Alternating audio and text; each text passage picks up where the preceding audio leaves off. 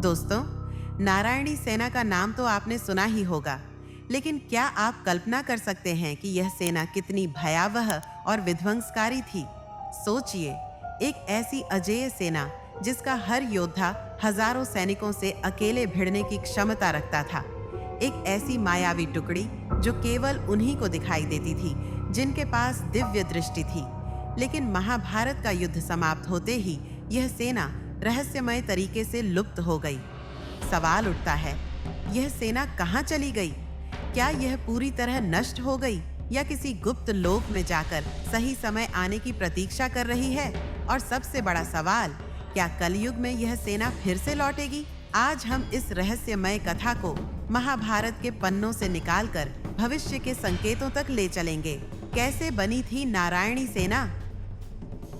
श्री कृष्ण ने अपने राज्य की सुरक्षा के लिए एक विशेष सेना तैयार की, लेकिन यह कोई साधारण सेना नहीं थी। ये वे योद्धा थे जो केवल शस्त्रों में ही नहीं, बल्कि तपस्या, योग बल और दिव्य शक्तियों में भी निपुण थे। इनका बस एक ही उद्देश्य था, भगवान श्री कृष्ण की आज्ञा का पालन करना, बिना कोई सवाल किए, बिना कोई संदेह किए। इन्हें सिखाई गई थी दिव्यास्त्रों का ज्ञान, शत्रु के मन को भेदने की क्षमता, अदृश्य होकर युद्ध करने की कला।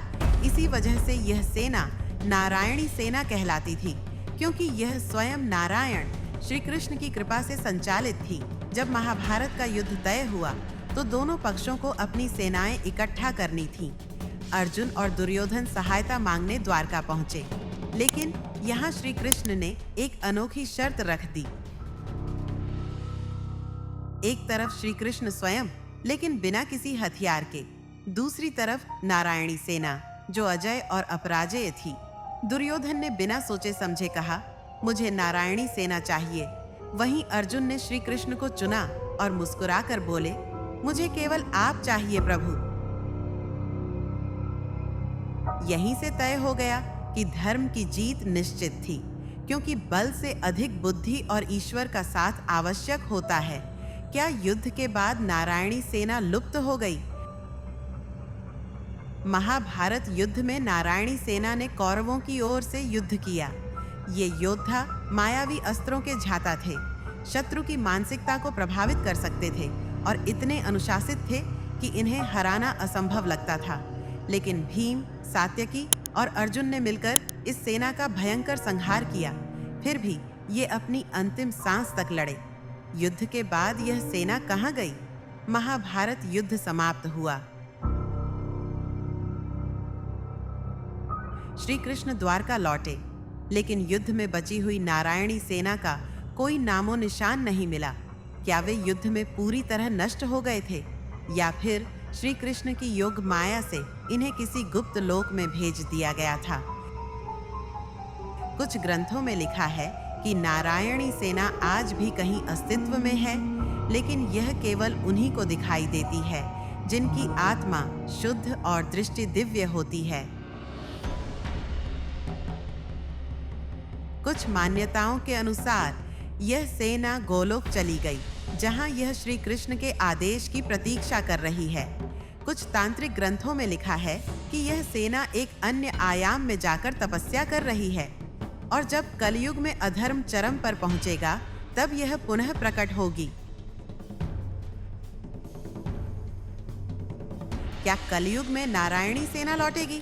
पुराणों के अनुसार जब अधर्म अपनी चरम सीमा पर पहुंचेगा, तब भगवान विष्णु का अंतिम अवतार, कल्कि अवतार इस धरती पर आएंगे और तब एक महान युद्ध होगा।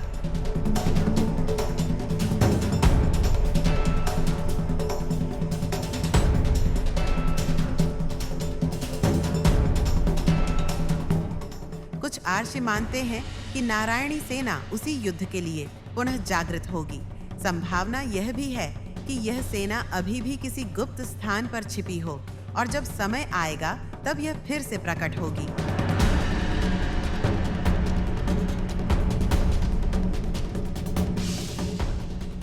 क्या यह सच है या सिर्फ एक पौराणिक कथा? क्या यह सिर्फ एक मिथक है या वास्तव में नारायणी सेना आज भी कहीं अस्तित्व में है? कुछ लोग इसे सिर्फ एक धार्मिक कथा मानते हैं, जबकि कुछ का पक्का विश्वास है कि जब सही समय आएगा तब यह सेना पुनः प्रकट होगी। आपका क्या मानना है? नीचे कमेंट करके बताएं कि आपको क्या लगता है, नारायणी सेना आज भी कहीं छिपी हुई है या यह सिर्फ एक पौराणिक कथा है? अगर आपको यह वीडियो पसंद आया हो तो इसे लाइक और शेयर जरूर करें।